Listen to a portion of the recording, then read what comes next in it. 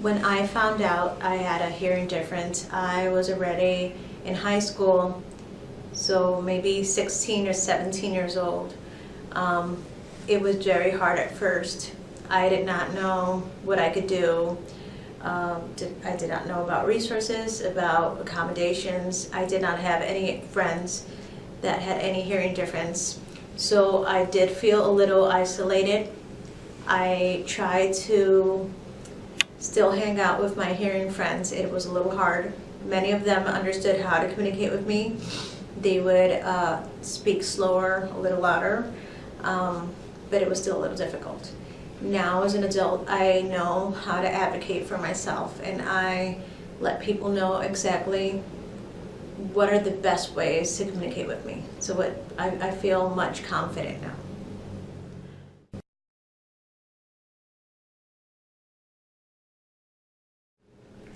ASL is not my primary language, although I do wish it were.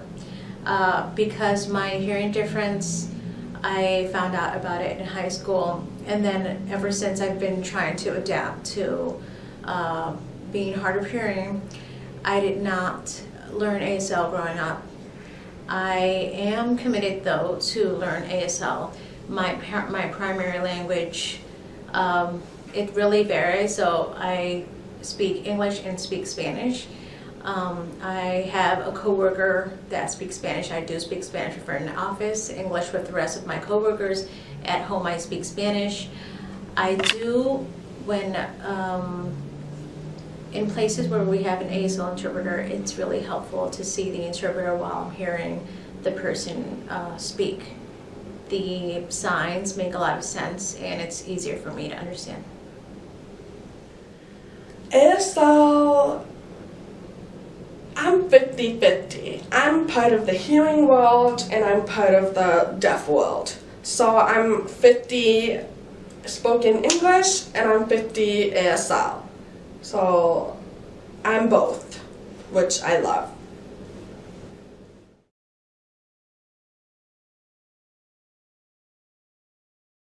The biggest challenge for me growing up was in college, because of my progressive hearing difference, I had lost more of my hearing. I kept changing hearing aids to fit my needs. I did not know what was the most appropriate way to address the hearing difference to my professors or my classmates, and it was a little hard to get around.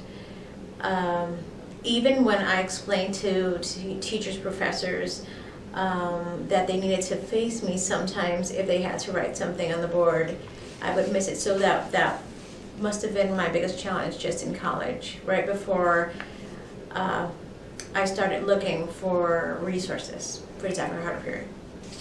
The biggest challenge growing up was making friends, because I didn't want to tell everyone, oh, look at me, I'm deaf and I need this, and this. So it was just hard for me to advocate for myself to try to make friends.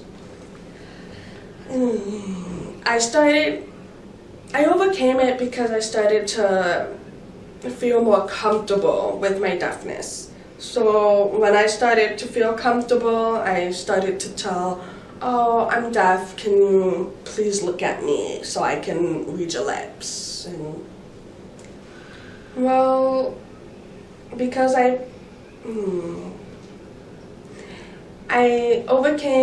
become more comfortable with my deafness because I realized that I had to live with it with my whole life.